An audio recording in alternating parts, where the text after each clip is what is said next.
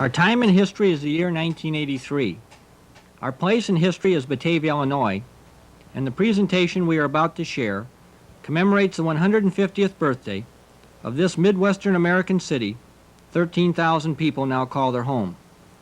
With a desire to compile a permanent record of how Batavia looked in 1983, the city government put to use its many resources to painstakingly piece together, over a year-long period of time, the following multimedia program. It is hoped that this presentation will become part of the community's historical archives, and that as a permanent record, it will be studied and enjoyed by future Batavians 100 years from now.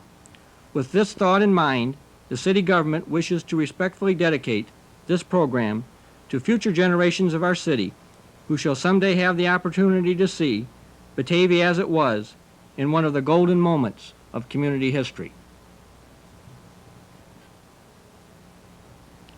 Speaking to you is Jeff Shelkey, Mayor of the City of Batavia during the sesquicentennial year of 1983. It is my pleasure to introduce our city government's sesquicentennial program entitled Batavia, a Tribute to Its Time. About to come before you are many of the friendly people and familiar places which grace the Batavia of the 1980s. But before we step into the present, it is fitting that we should take a few moments to step back into the past and reflect on the character, the heritage, and the spirit of the Batavia experience.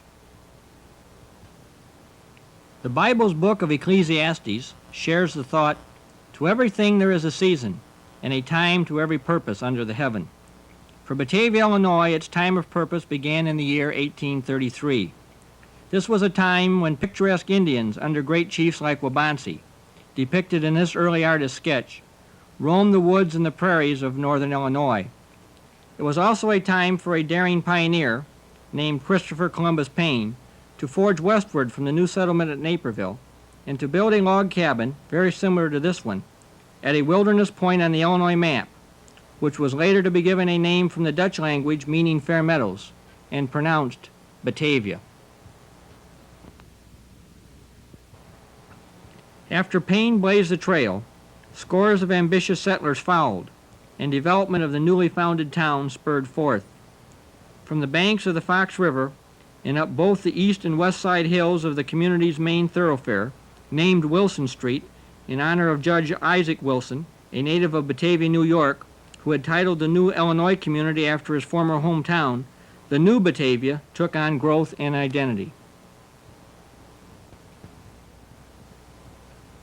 The early Batavians who scratched out a record of community achievement were as a diverse and talented a lot as had gathered anywhere in the founding story of America. Rough and ready, rugged and idealistic, many with their voices reflecting the accents of foreign lands, this melting pot of American roots set a tempo of life which would carry forth for the next 150 years as persons of all races, religions, and creeds settled into the livelihood of a small town environment. From the mills, quarries, foundries, factories, and workyards, windmills, wagons, limestone, paper bags, castings, cigars, farm equipment, and clothing emerged as the early fruits of Batavian labor. If today, during our sesquicentennial year, we have a trait of heritage to be saluted, it must be the spirit of human relations and brotherhood which we have nourished and savored for the past century and a half. Our descendants have literally come from everywhere, and the true roots of human heritage reflected in our bloodlines stretch to the far corners of the planet Earth. We need to only briefly cite a few examples of heritage to appreciate the unique cosmopolitan nature of what we really are. A son of Swedish stock, Arnold Benson grew to manhood in our city and went forth to become majority leader of the Illinois State Senate and later State Director of Agriculture. Operating a barber shop on the East Wilson Street Hill during the early years of the 20th century, James Stewart had originally been born a slave and was one of the first black Americans to enlist in the Union Army for service in the Civil War. Interestingly, Stewart had been personally present at Gettysburg, Pennsylvania, the day of President Lincoln's immortal address. Ever carrying with him the accent of his native Scotland, the Reverend Gilbert Johnstone settled here after service as a World War II combat chaplain and spent the next 29 years as minister of the First Baptist Church. An aggressive and inventive electrical industry pioneer who did not start his own company until age 45, William Carlisle Furnace moved his small electrical components plant to town from West Allis, Wisconsin in 1940 and proceeded to build one of the nation's leading electrical firms. A literal legend of their own time, a whole family of Gustafsons, Alice, John, Arnold, and Dr. Lucille, not only helped to personally record community history, but made a fair share of it themselves along the routes of life. Any commentary about the quality of community lifestyle cannot be complete without paying tribute to the local public school system, which for more than 140 years has touched and bettered the lives of young people, numbering in the thousands. The daughter of a Buffalo, New York attorney who had once shared a law practice with President Millard Fillmore, Grace McQueen came to teach in Batavia and devoted the next 59 years of her life to the job here.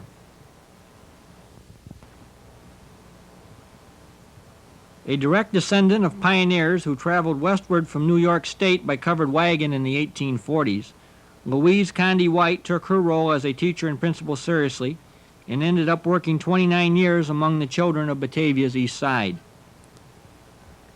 Coming from a family who believed very strongly about the virtues of education, Alice Gustafson fulfilled her ambition to teach our children and lived to see her name grace a Southwest Side elementary school. John B. Nelson, another patriarch of local education, spent 26 years leading the Batavia school system and saw his life's work honored when a Southeast Side elementary school took his name. Dr. Howard C. Storm, long regarded as a pioneer amongst educators, left such a strong legacy for excellence in town that 40 years after his departure, the community's 5th elementary school was named in his honor. Beyond its special traits of inner strength, there has existed throughout Batavia history an almost inherent community instinct to rub shoulders with the famous and the legendary of the times. The pages of history lead us to believe that a young attorney named Abraham Lincoln was a frequent visitor in town, stopping to see his friend, Judge Samuel Lockwood, at the judge's home on South Batavia Avenue. Following the death of President Lincoln, his wife, Mary Todd, stayed in 1875 for a brief period of time at Bellevue Place Sanitarium on South Jefferson Street. And on a cloudy October afternoon in 1960, presidential candidate John F. Kennedy addressed Batavians from his campaign motorcade with the steeple of the United Methodist Church silhouetting his left shoulder. Our city's inherent instinct to share a role in greatness was perhaps best illustrated with man's first landing on the moon. It was inside this building complex, which in 1983 the city of Batavia renovated as its new municipal government center, that in 1965 a then local industry named DK Aerospace manufactured the flex lines later used to move fuel through the Saturn rocket which took the United States and the first men to the moon in 1969. Beyond the limits of our creative technology, our human roots also reached the moon that year, when astronaut Neil Aldrin became one of the first 2 men to land on the lunar surface. Batavia's heritage walked with him, as it was Aldrin's grandfather, the Reverend Fay Arnold Moon, who had been minister of the United Methodist Church here between 1915 and 1917, prior to accepting a post as a World War I Army chaplain.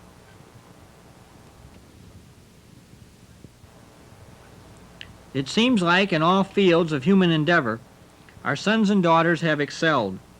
When musical recording star Jackie DeShannon gained worldwide recognition with the sale of gold records, local residents remembered her as a small girl named Sherry Lee Myers, who had once lived on East Wilson Street. Our record of producing professional athletes is, of course, legendary. Women's pro golfer Sharon Moran was raised here and graduated from Batavia High School in 1960 before entering the pro tournament ranks.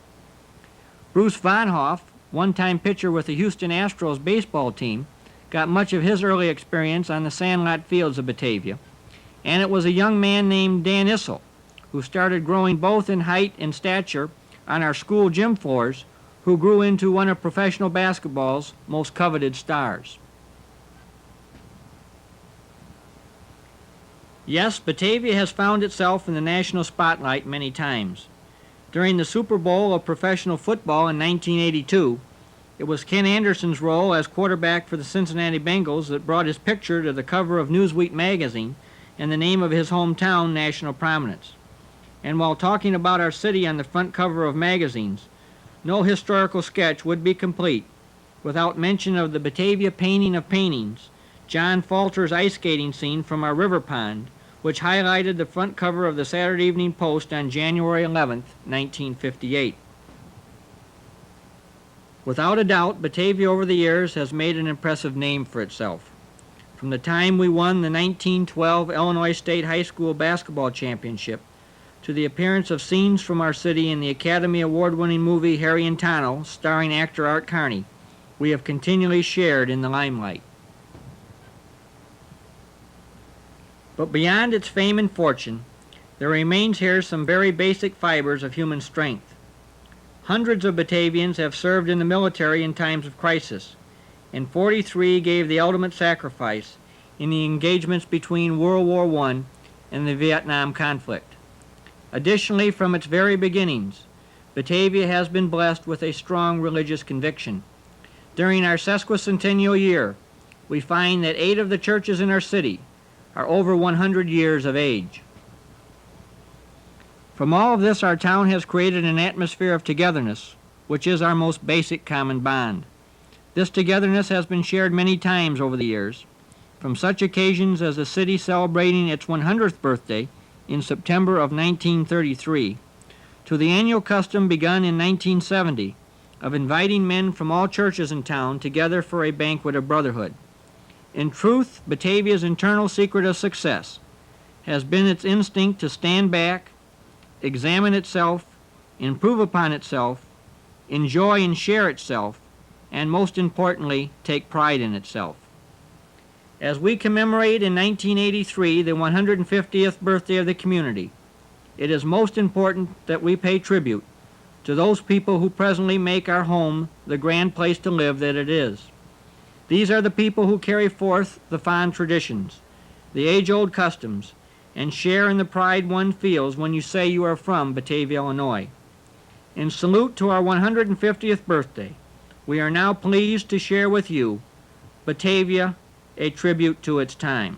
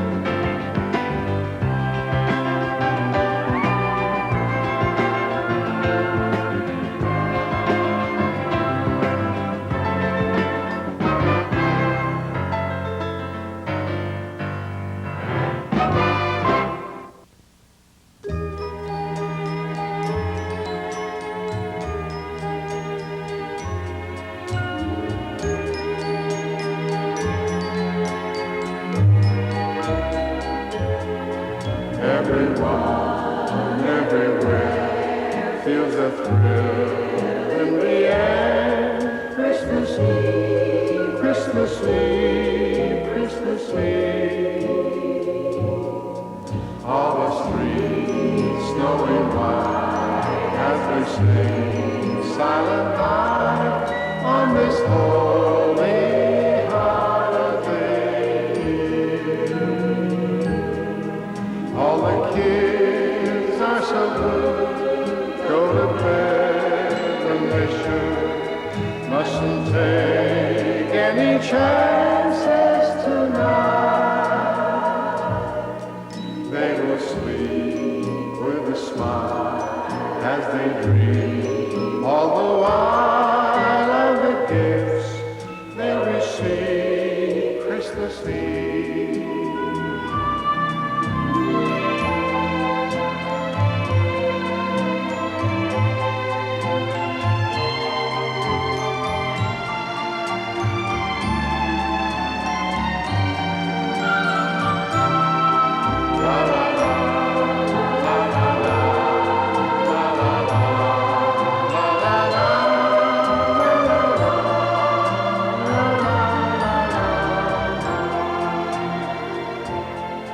If they gave me a choice, if they left it to me, I know just what my present would be.